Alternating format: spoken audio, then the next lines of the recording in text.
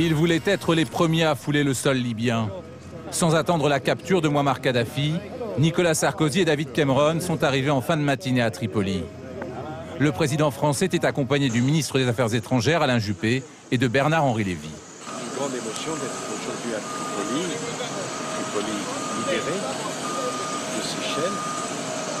Et on voit en mesure tout le travail qui reste à faire pour que les Libyens construisent un avenir libre. Qu'est-ce que vous allez délivrer comme message? La réconciliation, le pardon, une nouvelle démocratie, un nouvel avenir pour ce pays.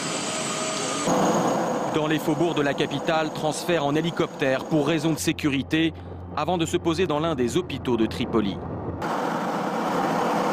Là, les deux Européens sont accueillis en héros par le personnel de l'hôpital. Les ex-rebelles n'ont pas oublié que la France a été le premier pays au monde à les reconnaître.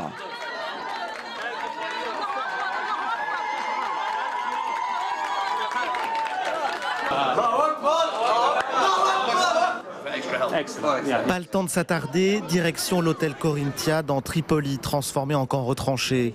Une conférence réunit les trois pays, mais le président français entend parler à tous les peuples arabes. Nous avons fait ce que nous avons eu à faire, parce que nous pensions que c'était juste. Il n'y a eu aucun accord, il n'y a eu aucun dessous de main quant aux richesses de la Libye. Nous ne demandons aucune préférence et aucun passe-droit. Prochain temps fort de cette visite éclair, cet après-midi à Benghazi, dans l'ancien fief des rebelles.